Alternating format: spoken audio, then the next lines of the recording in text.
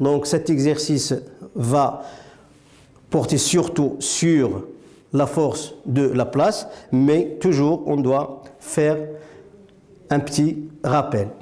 Un petit rappel concernera obligatoirement la force de Laplace.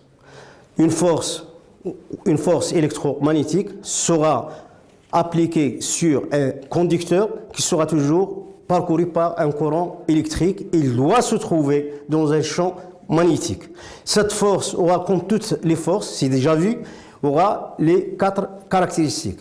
La première caractéristique à préciser, c'est le point d'application. Le point d'application est très simple, le point d'application, c'est très simple, il sera posé au milieu de la partie du conducteur émergée dans le champ magnétique. Donc je prends mon conducteur, totalement mon conducteur, je prends la partie immergée dans le champ magnétique, c'est à la moitié de cette partie que la force de Laplace ou la force électromagnétique sera appliquée. Voilà la première caractéristique. La deuxième, c'est la droite d'action. La droite d'action, il sera toujours obligatoirement, il sera perpendiculaire au conducteur. Quelle que soit la position du conducteur, F sera perpendiculaire à son point d'application au conducteur. La troisième caractéristique, c'est le sens. Le sens, mes élèves, ce n'est pas le plus important. C'est la direction qui est préliminaire. C'est la direction qui est essentielle. On doit fixer la direction. Sur cette direction, on doit fixer ou déterminer le sens. Le sens sera déterminé par une règle parmi d'autres règles, soit ma main droite, soit les trois doigts de ma main droite, soit le tire-bouchon, soit le bonhomme de paire. Je prends par exemple la main droite. Je vais utiliser les doigts de ma main droite, la paume et le pouce. Le courant doit sortir du bout des doigts de ma main droite, la paume de ma main dans laquelle le vecteur B va sortir et le pouce va indiquer le sens de F. Maintenant, après avoir déterminé les 3 caractéristiques qui sont le point d'application, la direction, le sens dans cette succession, dans cet ordre, on va déterminer l'intensité de la force. L'intensité de la force, on applique une relation très simple, c'est que F égale à B fois I fois L fois un sinus d'un angle qu'on va noter alpha. Le B, c'est l'intensité du champ magnétique. Le I, c'est l'intensité du courant électrique. Le L, c'est la partie du conducteur qui est immergée dans le champ magnétique. L, c'est la longueur du conducteur, de la partie du conducteur qui se trouve dans le champ magnétique, et non pas tout le conducteur. Le sinus de alpha, l'angle alpha, c'est l'angle que fait B, le vecteur B, avec le conducteur, dans le sens du passage du courant électrique. Après ce rappel, on va prendre maintenant notre exercice. Maintenant, on va passer à notre exercice. L'exercice porte sur un outil très simple. Il sera le premier moteur que l'homme a créé vers les 1800 quelques. Il est créé par Barlow, c'est la roue de Barlow. Si on roue de rayon 5 cm, voilà la photo, 5 cm est placée dans un champ magnétique uniforme d'intensité 0,5 Tesla. Ce champ il est perpendiculaire au plan de la roue. Donc, j'ai ma roue, voilà. Le champ magnétique il sera perpendiculaire à la roue. C'est-à-dire si la roue est verticale, B sera horizontal. Le contact en M ici, voilà le point M ici. Le contact en M, le contact en M est ponctuel, c'est-à-dire le contact avec la solution qui se trouve ici, électrolytique, il est ponctuel. Il y a un courant d'intensité I traverse la roue suivant son rayon OM, c'est-à-dire que le courant va entrer soit par ce point, sortir par le point M, ou inversement, il va entrer par M et sortir par le centre de rotation. Soit que, si je prends la photo maintenant, le courant, par exemple, va entrer par là, par cet axe, il va sortir, il va traverser toute toute la roue. Cette roue, il est dentée. Donc, une dent sera émergée dans la solution et le courant va passer et revenir par le fil noir. Donc, le schéma très simple de cette roue, la voilà. Donc, voilà les rayons sont des dents, les dents de la roue. La roue, il est immergé dans une solution électrolytique. Il sera, le champ magnétique, il est vers nous, il est en avant. Et la force électromagnétique, il est vers la gauche. Bien sûr, si je prends maintenant ici comme application, avant de répondre à notre exercice, si je prends la roue comme dans cette position, B, il est en avant, donc ma paume sera soit comme ça, soit comme ça. Si le courant est vers le bas, donc ma main sera dans cette position. Donc la paume de ma main, elle est vers en avant pour représenter B.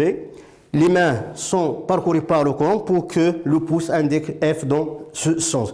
Donc, dans cette roue, même si la question n'existe pas, on peut dire que le courant traversera la roue du haut vers le bas. Si on inverse, par exemple, maintenant B, si on inverse B, donc le champ magnétique sera en arrière. Donc, je vais reprendre ma paume, soit dans cette position, soit dans cette position. Si le courant est vers le bas, donc le F va changer de sens, c'est ce qu'on a précisé pendant la séance du cours, c'est que si je change soit B, soit I, le sens de F change une seule fois. Si je change B, I, F change une première fois et deuxième fois et reviendra à sa position première. Maintenant, pour la première question, il est demandé de déterminer le sens de rotation de la roue. Tout d'abord, notre roue, il est en équilibre maintenant, avant que F s'applique. Donc, il est sous l'action de son poids. Donc, si je prends ma roue, la voilà. Pardon. Il est en équilibre. Tout d'abord, ici, je prends I égale à 0. Donc, F, il est nul. Donc, on aura le poids. Et on aura la réaction R qui sera obligatoirement dans ce sens. La réaction de l'axe de rotation qui coïncide avec l'axe de rotation de la roue matérielle. Donc, si maintenant je ferme le circuit, donc I est différent de 0, donc P plus R plus la force de la place qui va s'ajouter, cette somme, elle est nulle, elle est déterminée qu'il est nul avant, quand on a l'équilibre, R plus P, elle est nulle. Donc, la somme, elle est nulle, donc c'est égal à F, qui est différent de 0, puisque I est différent de 0. Donc, quand je ferme l'interrupteur ici, un courant passe du bas vers le haut. Donc, F sera différent de 0 et la roue sera en mouvement. Donc, le sens de rotation, voilà le sens de rotation de ma roue. La deuxième, c'est-à-dire la première question. Pour la deuxième question, déterminer l'intensité de la force de la place appliquée à la roue. Bien sûr, on va appliquer la relation simple, c'est que F égale I fois L fois B fois le sinus de alpha. I, elle est déterminée, c'est 2 ampères. B, c'est 0,5 Tesla. L, maintenant, c'est ce qu'on va chercher. L égale à quoi? On a dit que F sera appliqué à la moitié du rayon. Donc, la partie qui est émergée dans le champ magnétique, c'est quoi? C'est le rayon, tout le rayon de la roue. Donc, c'est R. Donc, l'application numérique, donc I égale à 2 ampères, L égale à R égale à 5 cm. Directement, c'est 5 fois 10 à la puissance moins 2 mètres. Et B prend la valeur de 0,5 Tesla. Le alpha F, le rayon qui est émergé dans la solution, il doit être obligatoirement vertical. Et F sera horizontal. Donc l'angle alpha, c'est pi sur 2. Donc alpha égale à pi sur 2, ce qui impliquera que le sinus de alpha, il prendra la valeur 1. Donc, pour faire l'application numérique, je viens ici, F, la valeur c'est 2, fois L, c'est 5, 10 à la puissance moins 2, fois le B qui est 0,5, fois 1. Donc, 2 fois 5 fois 0,5, c'est 5, 10 à la puissance moins 2 newtons. Donc, je trouve maintenant que F égale à 5, 10 à la puissance moins 2 newtons. Normalement, c'est une force un peu faible, puisque le champ magnétique et les deux valeurs 0,5, c'est un peu faible. La même chose que l'intensité du courant électrique. Pour notre dernière question, la troisième question, l'avant-dernière plutôt, déterminer son moment par rapport à l'axe de rotation. Donc F, il est appliquif au milieu du rayon. L'axe de rotation, il passe par ce point rouge. Donc, si je prends par exemple que le moment de F par rapport à delta, on le considère, par exemple, soit négatif, soit positif, ça ne changera rien. Donc, le moment de F est considéré, je le considère, est considéré positif. Et son expression, le moment de F, puisqu'il est positif, je l'écris, c'est F fois la distance D. La distance D, c'est la distance toujours entre l'axe de rotation et la droite d'action de F. Donc, voilà la distance. Il y a un angle ici droit, donc c'est égal à F fois R sur 2. Donc, le moment de F a comme expression F R sur 2. Mon application numérique va donner le moment de F par rapport à delta. Il prendra 2, on a déjà calculé F qui est égal à 5, 10 à la puissance moins 2, fois R, R c'est 5 cm, donc c'est 5, 10 à la puissance moins 2, mais il sera divisé par 2. 5 fois 5, 25, 25 sur 2, c'est 12,5 fois 10 à la puissance, je crois, moins 4, bien sûr, en newton fois le mètre. Donc, on a déterminé ici F, on a déterminé le moment. Donc, le moment de la force qui a mis notre roue en rotation grâce au passage d'un courant électrique et à l'existence du champ magnétique à un moment de 12,5 10 à la puissance moins 4.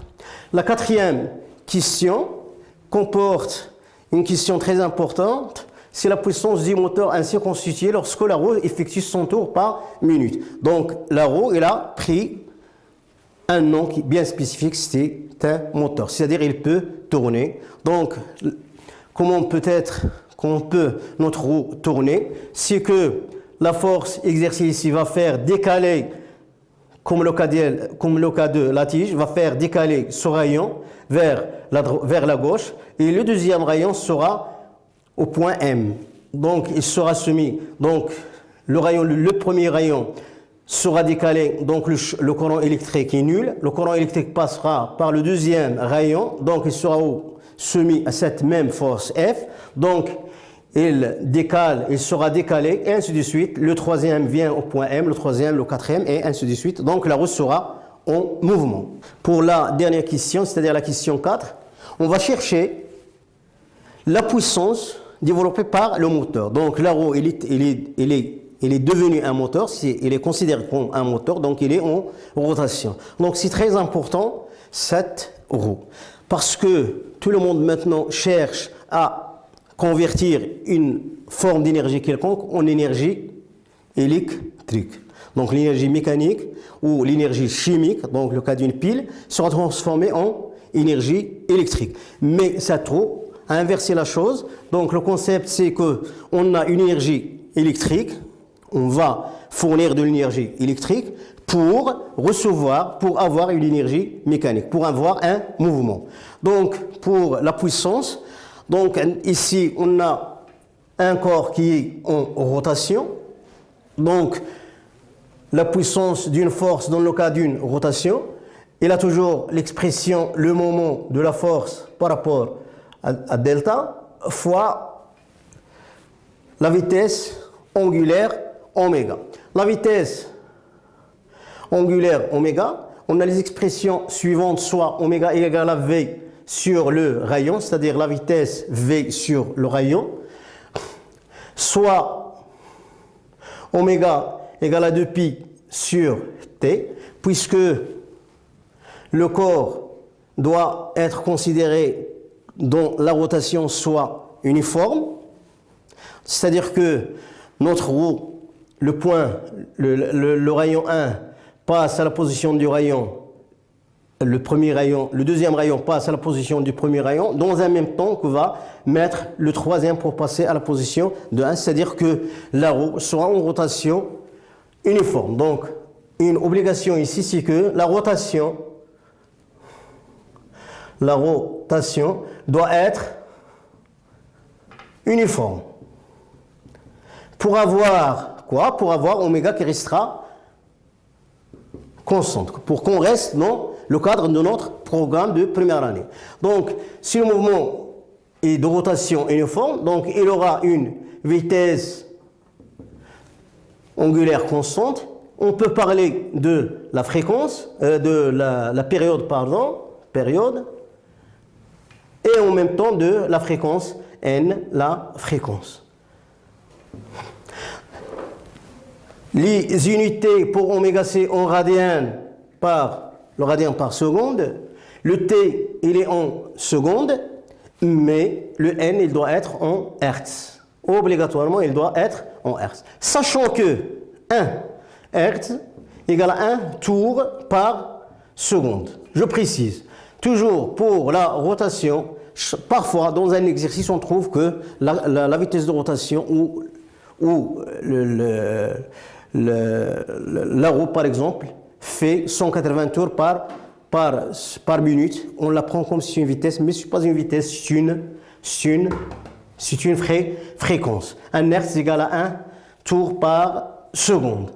Donc, pour revenir ici, donc oméga, on cherche une relation entre oméga et n. Donc, je prends oméga égale à 2pi fois t, puisque n égale à 1 sur t. Je prends la relation, je la remets dans l'expression de la puissance. P donc prendra la valeur, le moment par rapport à delta de f, fois oméga, donc fois 2pi fois n. Pour faire une application numérique,